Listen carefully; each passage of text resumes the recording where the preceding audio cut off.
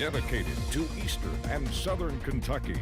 This is WYMT Mountain News Weekend Edition.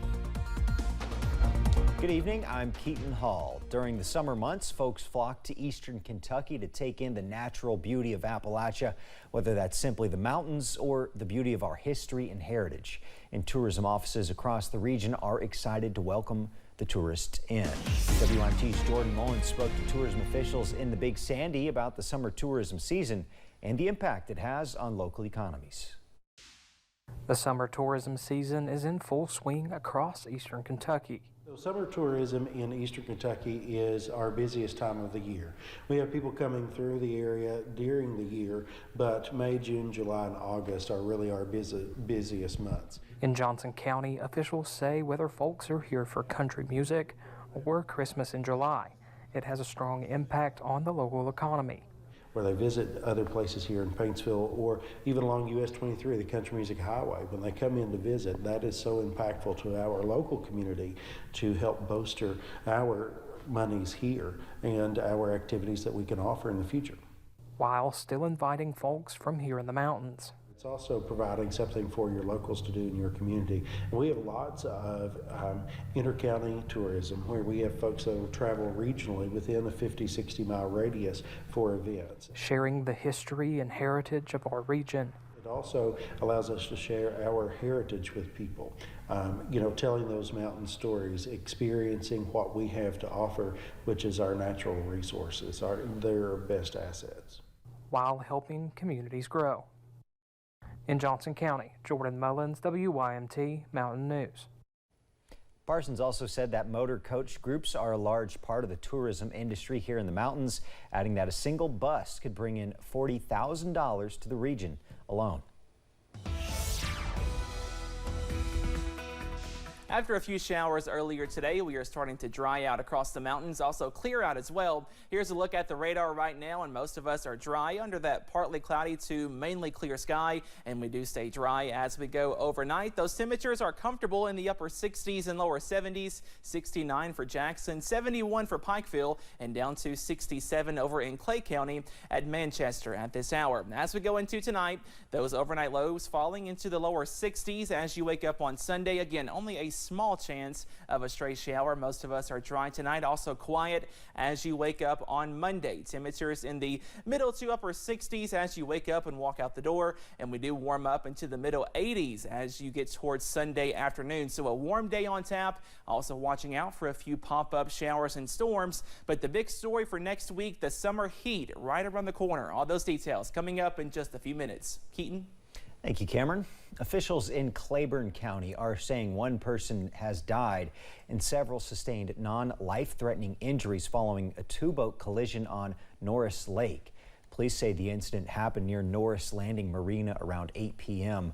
Saturday evening. Tennessee wildlife official says multiple wildlife officers are on the scene as the investigation continues. The vessels involved were a chaparral and a Triton bass boat. The incident does not pose a threat to the marina, end quote. A deer needed rescue after it fell into a sunken sewer tank on Saturday.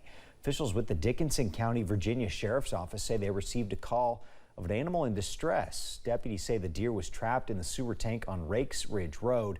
They say with help from the community, they were able to rescue the deer. The University of Pikeville has a lot of changes on its campus next semester, from a new bridge to a new program that hopes to bridge the classroom with the career field. WYMT's Buddy Forbes has more about the incoming Center for Career, Vocation, and Leadership.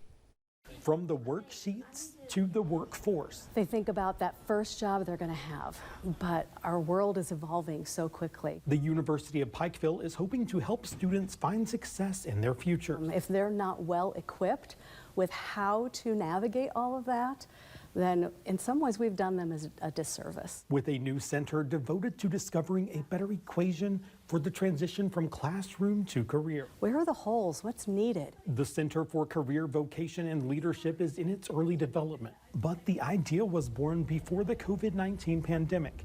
Outside research, students, alumni, and educators were all part of the plan. It is new, it's fresh, and we have an opportunity to kind of look at where we are and say, what are our students' needs? What are they needing, not just today, but tomorrow? A program to prepare students for their careers, highlight their leadership potential, and help them find a space to put who they are into the decision of who they will become. The things that we do come out of who we are as individuals. And if we don't understand who we are, what motivates us, what drives us, what fulfills us, then we have a harder time really engaging in the things that we do. Incorporating innovative tools, mentors, and more to paint a clearer picture of the possibilities. Because while education is still the first priority, that's not enough anymore.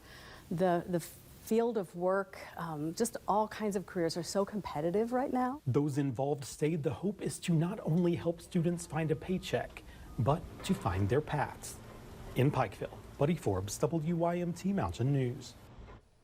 The center is expected to open sometime next school year, but those involved say it will likely be a couple of years before it's fully established as it works with the students to see how to best serve them. The Harlan Rotary Club hosted its Kenny Lee Memorial Golf Scramble, helping raise money to give high school students scholarships in Harlan County. This past year, they gave 5 $1,000 scholarships. Jerry Blanton is on the board, and he says it's not just them that helped this event. He says the event could not run without sponsorships and support from the community. And we get wonderful support from the community. They know that we've been here all these years and what we're trying to do, and they support us 100%. And it's really a nice feeling to be able to do it and to have all these people that jump in and help you. Blanton says hosting this event helps the organization continue its mission by giving back and being a service to Harlan County. Food City locations throughout the region are raising funds for paralyzed veterans. The Paralyzed Veterans of America Foundation has teamed up with Food City for the past month to let customers add a donation to their bill at the checkout line. Manager Dan May says the Hazard location is second in the district on donations raised. Right now, Hazard is in second in the district. We're behind Paintsville for the most dollars raised so far. So we're hoping this weekend and early next week we're able to catch them. May also says that Food City looks forward to this fundraiser every year, which happens around this time with the hopes of beating last year's total. Customers have until Tuesday to add donations to their bill at checkout for Paralyzed Veterans of America. Folks in Lexington woke up earlier this morning and broke a sweat for a good cause. Hits Fitness offered 4 45-minute classes to members and non-members to participate for $25 cash donation at the door. That money goes towards supporting St. Jude's mission. Shay Hutchinson with St. Jude says every dollar donated today is going to make a big difference.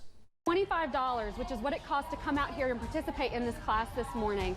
That can cover a wagon to help families get their child to and from treatment. Each person participating is contributing to our biggest thing, which is that no family ever receives a bill from St. Jude, not for travel, treatment, housing, or food. The gym raised more than $2,300 for St. Jude. Coming up at 11, a big weekend at the box office could be just what small theaters need. And the big story for next week, the summer heat looks to return. All those details coming up on your First Alert forecast.